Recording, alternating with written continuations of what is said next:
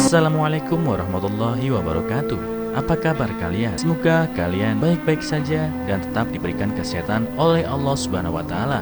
Bantu channel kami dengan cara subscribe dan tekan tombol lonceng kalian. Terima kasih. Semoga kisah ini bermanfaat. Aku sudah 2 tahun menikah dan belum hamil. Ibu mertua memanggilku ayam yang tidak bisa bertelur. Jawabanku membuatnya malu. Aku dan suamiku adalah teman sekelas semasa kuliah. Ketika kami menjalani hubungan, aku menemukan bahwa dia adalah sosok yang baik dan lembut. Kemudian setelah lama bersama, aku menyadari bahwa suamiku sangat menyayangi ibunya. Suamiku mengatakan bahwa ayahnya dulu menjadi tentara dan selalu jauh dari rumah sepanjang tahun. Di rumah hanya ada dia dan ibunya. Kemudian ayahnya gugur dalam tugas dan ibunya tidak pernah menikah lagi karena fokus membesarkannya. Keluargaku tahu bahwa suamiku hidup dengan orang tua tunggal. Dia tumbuh bersama ibunya dan mereka tidak setuju kalau saya menikahinya. Mereka juga mengatakan bahwa suamiku akan sangat patuh pada ibunya. Aku tahu ibuku takut bahwa aku akan diperlakukan buruk menikah dengan pria yang jauh. Tetapi apa yang dikatakan ibuku terlalu berlebihan. Orang tuaku juga berpikir terlalu buruk tentang anak-anak dari keluarga orang tua tunggal. Namun aku bersikeras ingin menikahi pria ini karena cinta dan keluargaku tidak bisa berbuat apa-apa. Pada akhirnya aku pun menikah, namun semuanya tidak seperti yang aku harapkan. Setelah menikah, seperti yang diperkirakan ibuku, aku tidak bahagia. Pada malam pernikahan, ibu mertuaku mengajakku untuk tidur dengannya dan mengatakan bahwa suamiku terlalu lelah setelah hari yang sibuk dan meminta aku untuk tidak mengganggunya. Suamiku benar-benar mengabaikan perasaanku. Dia pergi masuk ke dalam kamar dan menutup pintu untuk tidur sendiri.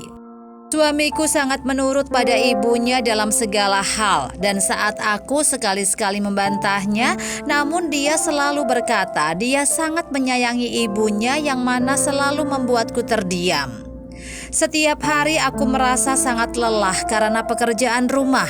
Ketika aku ingin makan sesuatu yang enak, ibu mertuaku hanya peduli tentang apa yang suka dimakan suamiku, dan dia tidak peduli denganku.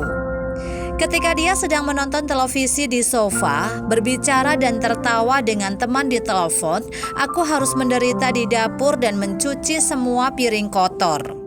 Terkadang aku merasa benar-benar seperti orang luar dalam keluarga ini. Saat aku sedikit mesra dengan suami, ibu mertuaku akan segera turun tangan. Hatiku benar-benar hancur. Aku sudah memberitahu suamiku berkali-kali dan dia selalu menyalahkanku karena terlalu berlebihan. Meskipun hidup tidak mudah, aku selalu yakin bahwa semua ini akan membaik secara perlahan. Aku sudah menikah selama 2 tahun dan aku belum hamil. Ibu mertuaku mulai menggunakan ini sebagai alasan. Namun aku tidak peduli. Lagi pula aku masih muda dan aku belum mau punya anak. Tapi karena dia selalu membicarakannya, aku pun menjadi tidak tahan.